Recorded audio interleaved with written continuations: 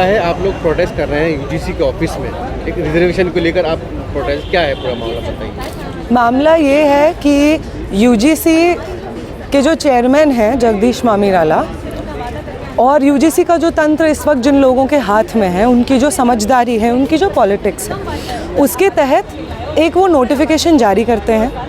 वो नोटिफिकेशन सिर्फ अंग्रेज़ी में जारी होता है, उसका कोई भी पब्लिक वेबसाइट पे या किसी भी पब्लिक फोरम पे उसका डिक्लेरेशन नहीं होता है। इंडियन एक्सप्रेस की एक रिपोर्ट आती है जो उनके मतलब हम बधाई करेंगे, स्टूडेंट कम्युनिटी बधाई करेंगे, बधाई देना चाहेंगे उनके जर्नलिस्ट को जो वो इस खबर को सामने लेकर आते हैं। और हमें पता चलता है कि उनका एक गाइडलाइन आया है नया, जिसके तहत जो SC ST OBC के सीट्स होते हैं, चाहे वो स्टूडेंट्स के हों या पोस्ट हों फैकल्टी वगैरह के, उनमें अगर भर्ती नहीं होती है किसी साल एडमिशन प्रोसेस में, तो वो सीट्स बैकलॉग में अगले साल ऐड होने के बजाय उनको कन्वर्ट करने की अपील की गई है।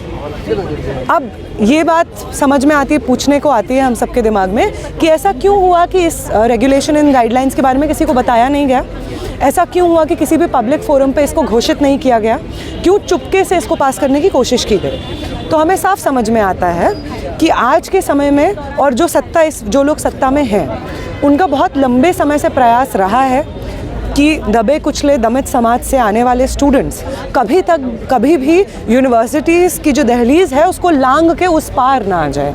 शिक्षा जो समाज में लिबरेशन का एक हथियार होता है, वो हथियार कभी उन स्टूडेंट्स के हाथ में ना जाए। सोशल मोबिलिटी का जो एक ज़रिया होता है एजुकेशन, जो भी लोग गांव देहात से सपना देखते हैं कि वो अच्छी यूनिवर्सिटी में, सेंट्रल यूनिवर्सिटी में पढ़ेंगे, उनके परिवार को पैसा पहुंचाएंगे, उनके परिवार की जो स्थिति है, जिस गरीबी, जिस भूखमरी में, जिन परेशानियों, सोशल बॉयकॉट झेलते हुए वो जी रहे हैं, शायद उस शिक्षा के माध्यम से उनके जिस समाज में वो रहते हैं उसका अपलिफ्टमेंट होगा। लेकिन अभी जो लोग पावर में हैं वो साफ सीधे तौर से नहीं चाहते हैं। वो चाहते हैं कि वो तमाम लोग जो उनकी सड़कें बना रहे हैं, जो उनके टॉयलेट्स क्लीन कर रहे हैं, जो अलग अलग जगह पे वो सब काम कर रहे हैं, जो सब काम करने के लिए कभी भी वो समाज के लोग नहीं गुजरे, वो लोग हमेशा से वही करते रहें। वो नहीं चाहते हैं कि कभी भी कचरा उठाने वाले का बच्चा यूनिवर्सिटी में पढ़े और जाके सरकारी नौकरी पाए। वो नहीं चाहते हैं कि तमाम तरीके से किसी ज़मींदार की खेत पर काम करने वाले स्टूडेंट्स कभी भी यूनिवर्सिटीज़ में पहुँच पाएँ और कल के वो ऐसी पोजीशन पे पहुंच पाए कि उनका परिवार उस उत्पीड़न से, उस जातिगत उत्पीड़न से बाहर निकल पाए। इसी वजह से तमाम कोशिशें की जा रही हैं। ये सरकार तो मानती है मनुस्मृति में, इसके अलग अलग लीडर समय समय पर बोले हैं कि संविधान की जगह मनुस्मृति लागू होना चाहिए। क्या यूजीसी की तरफ से कोई नोटिफिकेशन जारी किया गया इस चीज़ को लेकर, मना करते हुए? कॉलेज वगैरह को इंडिविजुअली नहीं गया है ये नोटिफिकेशन, बट जो गाइडलाइंस है उसका चैप्टर 10 आप पढ़ेंगे तो वो हमसे पर्टेन करता है। वो इसमें भी आपको दिख जाएगा क्या क्या लिखा हुआ है, और इसी के ऑपोजिशन में हम लोग बातचीत कर रहे हैं। जितनी भी पॉलिसीज़ ये सरकार एजुकेशन को लेकर लेके आई है, चाहे वो नेशनल एजुकेशन पॉलिसी जो 2020 में पास होती है वो हो, उसके ऊपर पार्लियामेंट में कोई चर्चा नहीं होती है, उसका ऑपोजिशन किसी से मांगा नहीं जाता है। ABVP जो भाजपा का ही छात्र संगठन है, वो बल्कि प्रेस कॉन्फ्रेंस करके बोलता है कि हम इसको देश भर में लागू करवाएंगे। आप कौन है भाई जो देश भर में लागू करवाएंगे गवर्नमेंट पॉलिसी? गवर्नमेंट को किसी भी पॉलिसी को, वो भी एजुकेशन पे पॉलिसी है वो, उसको पार्लियामेंट में डिबेट होना चाहिए, डिस्कशन होना चाहिए। कुछ डिस्कशन नहीं हुआ। जो फार्म लॉज आते हैं उनका कोई डिस्कशन नहीं होता है, इसलिए किसानों को सड़क पे उतरना पड़ता है। ये सरकार जिस संविधान की शपथ लेके इसके तमाम मंत्री अलग अलग पोजीशंस पे अपनी कुर्सियां सेक रहे हैं, उसी संविधान की धज्जियां उड़ाता है ये आज की सत्ता में बैठा हुआ पॉलिटिकल पार्टी। उसी संविधान को लहूलुहान करता है, और उसी लहूलुहान करने का एक जरिया आज हम लोग देख रहे हैं, ये डी रिजर्वेशन के नाम से जो गाइडलाइंस आई हैं वो है। अगर मैम एजुकेशन की बात करें तो पहले NEP लेकर आई सरकार, फिर जो टीचर्स की जो रिक्रूटमेंट है, ये फीस हाइक का मामला है, तो क्या लगता है सरकार इस एजुकेशन को लेकर जो है सीरियस नहीं है? देखिए, अभी 22 जनवरी का डेट गया है और 22 जनवरी के तुरंत एक दिन बाद एक नोटिफिकेशन आता है लोकसभा चुनाव का। 22 जनवरी का डेट जाता है और उसके तुरंत एक दिन बाद नोटिफिकेशन आता है JNU के स्टूडेंट इलेक्शंस का।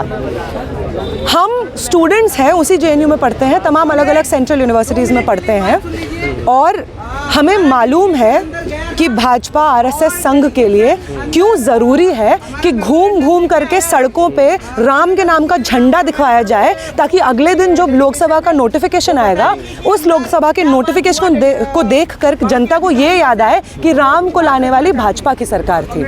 वो सरकार जो आज के समय में कहती है कि जो राम को लाए थे हम उनको लाएंगे, उस सरकार से हम पूछना चाहेंगे कि वो लोग जो आपको लाए हैं ना, जिन्होंने आपको चुन के भेजा है, गद्दी पर बिठाया है, वो लोग शिक्षा चाहते हैं, वो लोग रोजगार चाहते हैं, उसके बारे में आपका क्या प्लान है? हमें ये मत बताइए कि कितनी जगह पे आप जा करके मस्जिद तोड़ के वहाँ पे राम मंदिर बनाना चाहते हैं। हमें ये मत बताइए अलग अलग जगह पे कि आपका एक ओबीसी प्राइम मिनिस्टर है, पहली आदिवासी महिला प्रेसिडेंट है, अगर आप डी रिजर्वेशन जैसा गाइडलाइंस लेकर आते हैं। हमें ये सब मत बताइए। फी हाइक करके आप तमाम मार्जिनलाइज सेक्शन से आने वाले स्टूडेंट्स को इंस्टीट्यूशन से, गवर्नमेंट इंस्टीट्यूशन से, यूनिवर्सिटी से बाहर करते हैं। हमें मत बताइए कि आप सोशल जस्टिस के वॉरियर्स हैं। हमें अच्छे से आपकी असलियत मालूम है।